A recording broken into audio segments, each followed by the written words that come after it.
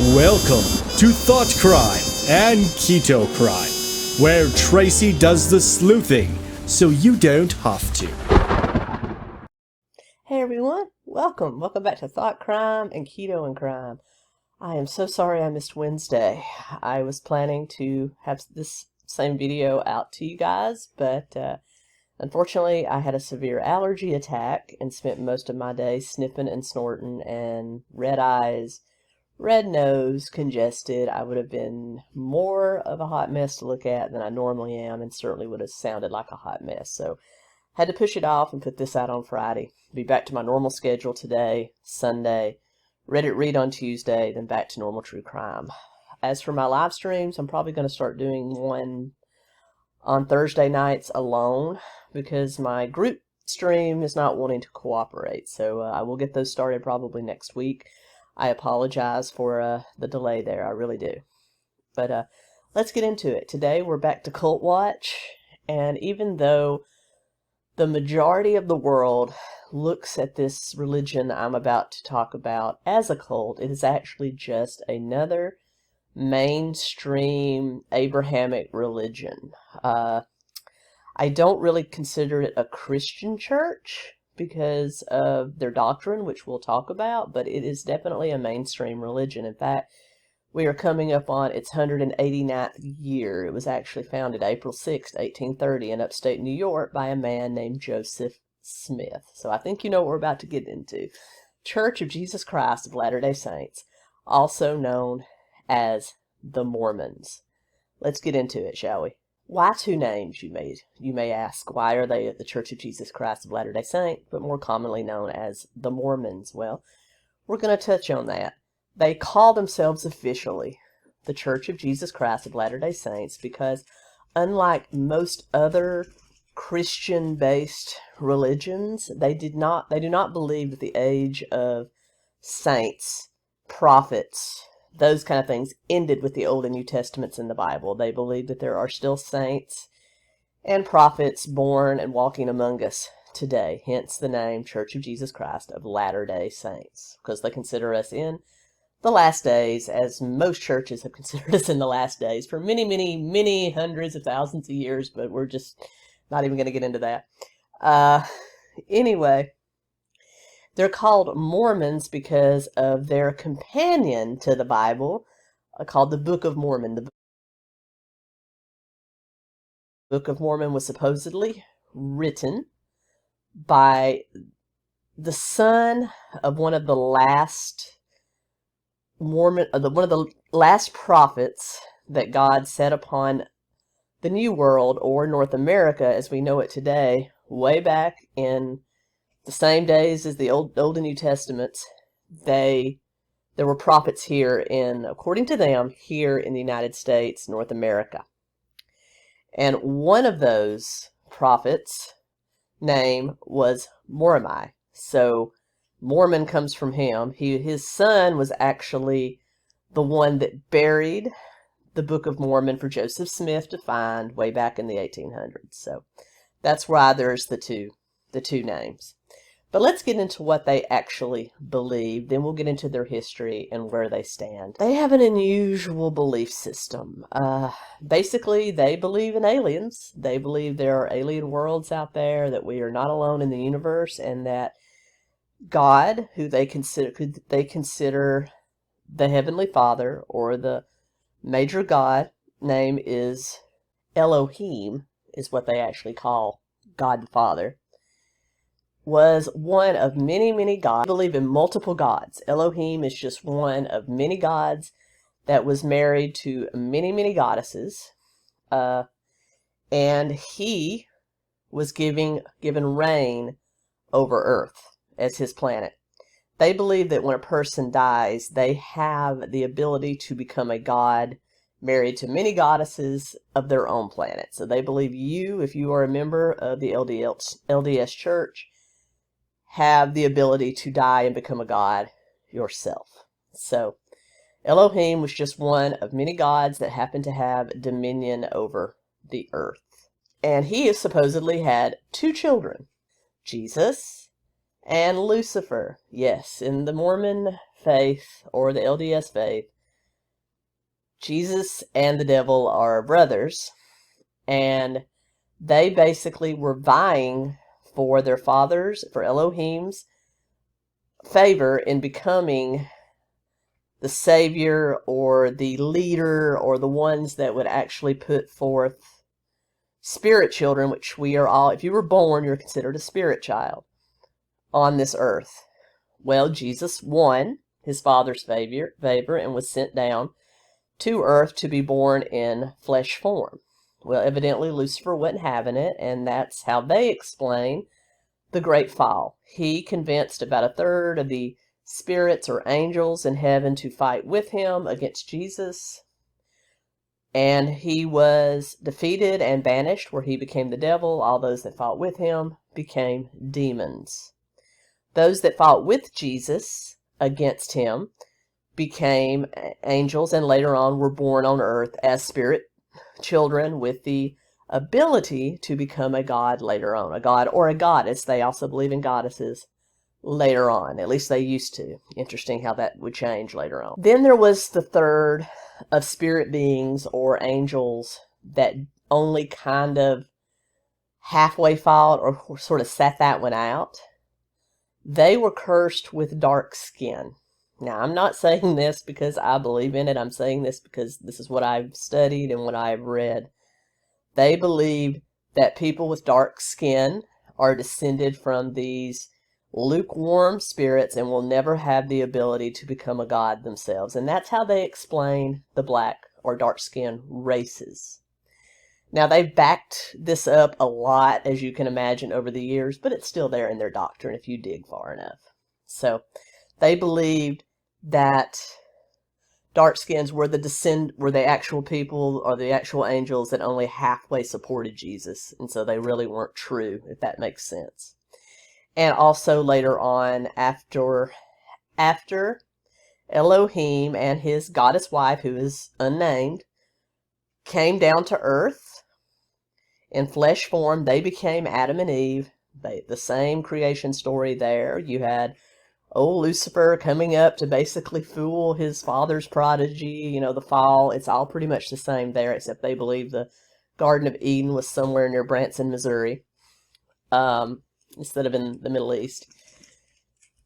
So that's how they believe it. They also believe that the story of Cain and Abel was exactly the same, and that more dark-skinned people came from being descendants of Cain, that all these spirit angels that came down that were born with black skin were born with the mark of Cain. So that's how they explained it. And for the longest time, I would say up until the late 70s, African American people or dark-skinned races were not allowed into the Mormon temple.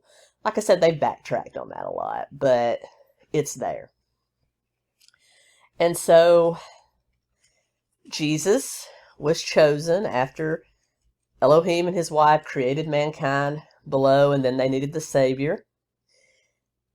Elohim came down from heaven, took the form of flesh, had sexual relations with the Virgin Mary, and then she gave birth to Jesus in man form, and then you have the same story of Jesus and the apostles that you would have in the Bible. Now, except they definitely don't believe in the virgin birth, if you know what I mean. Now, they believe he went through the same trials and tribulations on earth as presented in the Bible, but they also believe when he was crucified, instead of just remaining in the tomb and going down to hell, like is sometimes put forth in some versions of the Bible, and freeing the souls already sent to hell, he also journeyed to North America and proselytized and sealed the saints here in North America, which were, of course, the Native Americans that were already living here. And those Native Americans, they believed, were two lost tribes of Israel that somehow made it across the ocean to North America, and they were divided into two sects. You had the Lamanites, which were dark-skinned. There that goes again. And the Neophytes, which were light-skinned. After Jesus ascended up into heaven and then went back over and then ascended again, I suppose, there was a great war between the Lamanites and the Neophytes here in North America. And The Lamanites won. They vanquished all the white-skinned neophytes. There's that skin color again. And it was from this the lost tribe here, the Neophytes, that the Book of Mormon came. Among the Neophytes was a young man by the name of Mormon, who was a prophet that had supposedly been visited by Jesus at the age of 15, had written what is to be known now as the Book of Mormon on several tablets. These were passed on to his son Moroni, who was one of the last Neophytes left alive after this war, and he trekked into the mountain range near the Adirondacks in upstate New York and buried them in the earth with a magic viewfinder. I guess it's a Viewmaster. You remember those?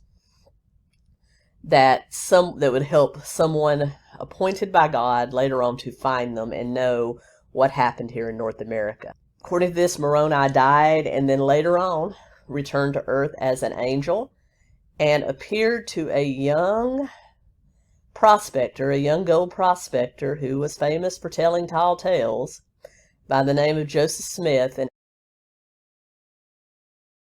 1823. And supposedly this is where Mormonism as we know it today began.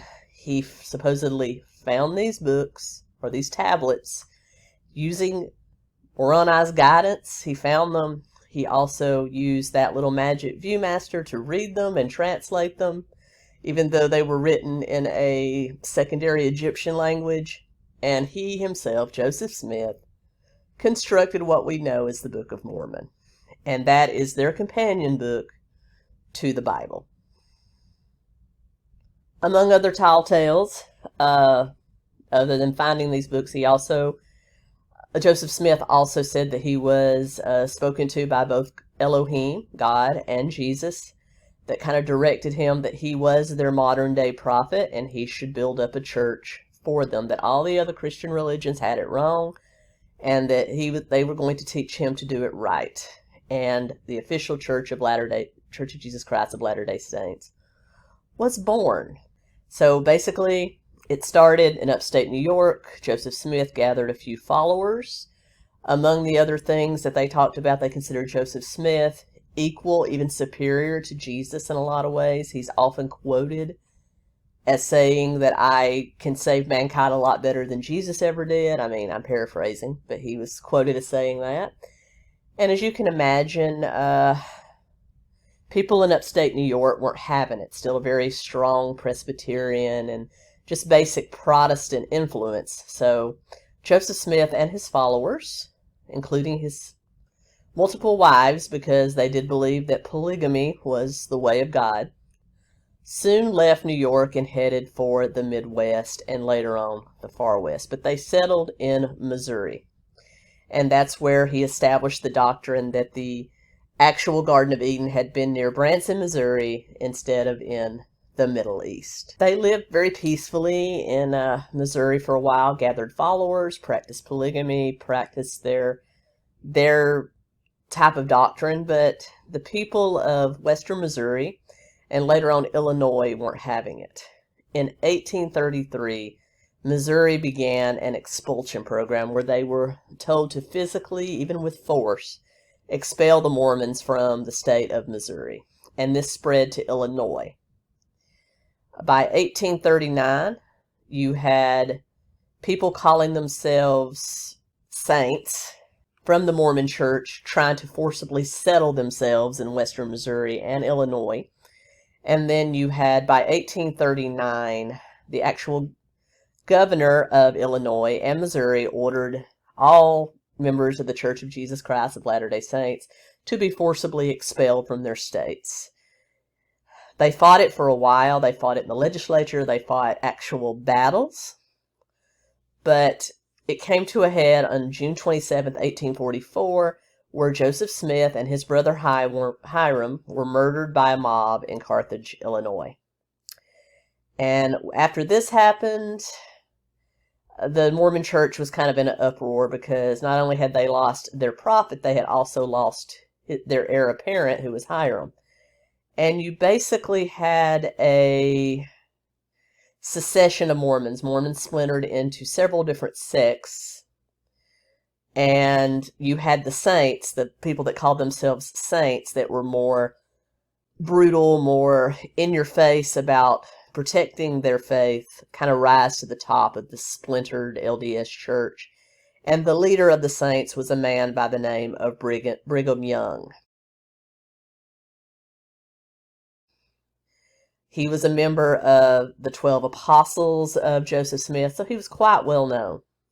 And he basically took the saints, the ones that were more aggressive about their faith, and he went on a westward journey toward the great plains of the West, where there was little to no settlement yet, and he figured they would be safe to practice their religion there. And they basically went on a pilgrimage across the United States, settling in Utah and building the city now known as Salt Lake City. By 1857, there were over 60,000 Mormons living in the Salt Lake City area, what would be the Salt Lake City area.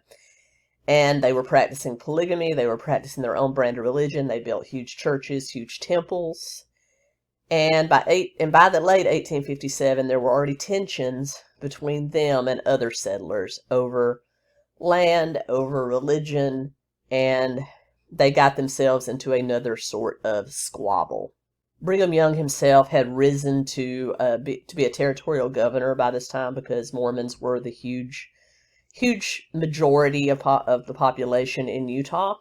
And by 1858, there was an all-out war for the Utah territory, which actually the United States Army had to come in and basically take over the territory.